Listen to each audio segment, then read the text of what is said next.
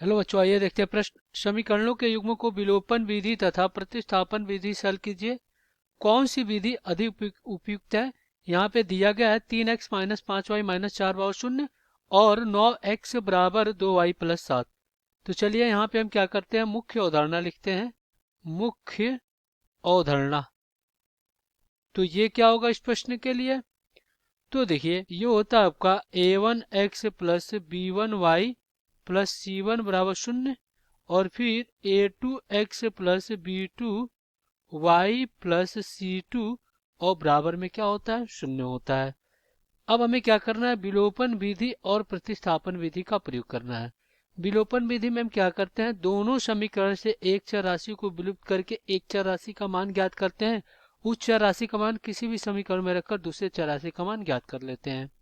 और प्रतिस्थापन विधि में हम क्या करते हैं कि एक समीकरण से एक चर राशि का मान निकालकर एक और समीकरण बनाते हैं और फिर उस चर राशि का मान दूसरे समीकरण में रखकर एक चर राशि समीकरण में बदल लेते हैं, तो हमें एक चर राशि का मान मिल जाता है। तो चलिए हल करते हुए इसको समझते हैं कि कैसे हम दोनों विधि का प्रयोग करते हैं। तो देखिए ये क्या है, 3x-5y-4 बराबर 0। तो ये क्या हो जाएगा, 3x-5y बराबर 4।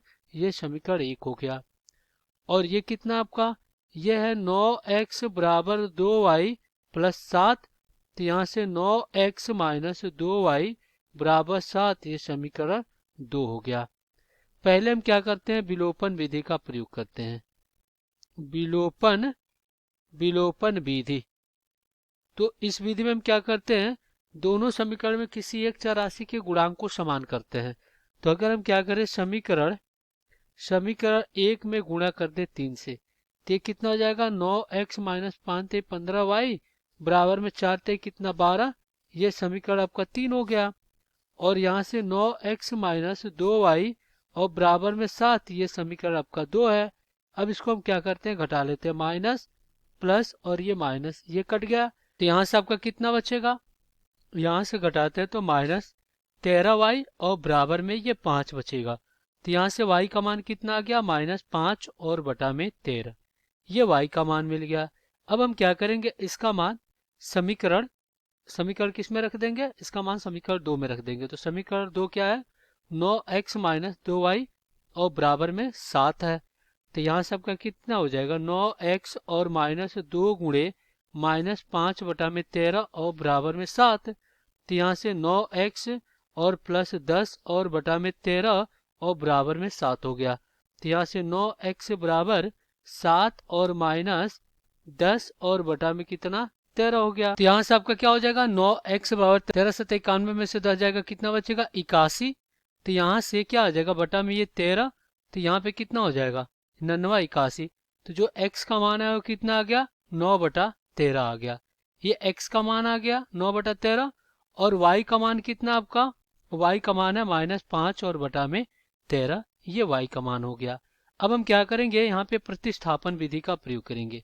किसका प्रयोग करेंगे, प्रतिस्थापन विधि। प्रतिस्थापन विधि में देखिए पहले हम समीकरण को लिख लेते हैं।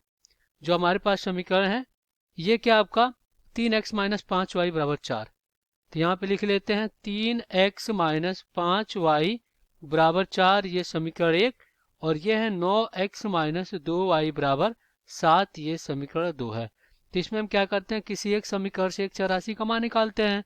तो यहाँ पे लिख लेते हैं समीकरण 1 से। समीकरण 1 से यहाँ पे क्या हो जाएगा, जो जाएगा y बराबर 3x, y बराबर 3x और -4 और बटा में कितना हो गया, 5 हो गया। अब इसको हम क्या करते हैं, समीकरण 3 बना लेते हैं। अब इसका मान क्या करेंगे, समीकरण 2 में रख देंगे। तो ये कितना आपका 9x माइनस 2 गुणे कितना 3x माइनस 4 और बटा में 5 और बराबर में कितना हो जाएगा, ये हो जाएगा आपका 7। तो यहाँ से कितना हो जाएगा, 9×5 45x और माइनस 3 दूना 6x और प्लस कितना 8 बराबर में 7×5 35। तो यहाँ से घटाएंगे तो 39x हो जाएगा और इधर घटाएंगे तो ये कितना हो जाएगा 27। तो यहाँ से x बार कितना हो जाएगा, ये हो जाएगा 27 और बटा में 39 हो जाएगा।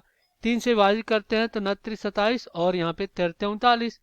तो यहाँ से जो x का मान आया वो कितना आ गया, 9/13। तो यहाँ से कितना आ गया, ये आ गया 9/13। ये x का मान आ गया। अब हम क्या करते हैं, इसको समीकरण 3 में रख देते हैं। तो समीकरण 3 क्या है, y बराबर 3x-4/5। तो 3x-4 और बटा में 5। तो यहाँ से y बराबर कितना हो जाएगा, 3 × 9/13 और बटा में 5।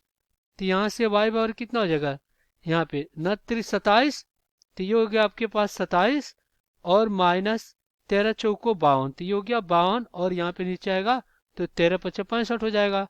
तो यहाँ से y बराबर, ये देखिए ये बचेगा -25 और बटा में कितना, 65। तो 5 से विभाजित करेंगे तो 50×25 और 13। तो यहाँ से y का मान कितना आ जाएगा, y का मान आ जाएगा -5 और बटा में 13 और x का मान कितना है, ये है 9/13। ये हमें प्रतिस्थापन विधि से x और y का मान मिल गया। अब एक चीज आप देखिए, तो देखिए यहाँ पे सबसे आसान जो हमें विधि लगा वो विलोपन विधि लगा। तो यहाँ पे लिखेंगे विलोपन विधि। तो आशा करते हैं बच्चों ये प्रश्न आपको समझ में आया होगा। धन्यवाद।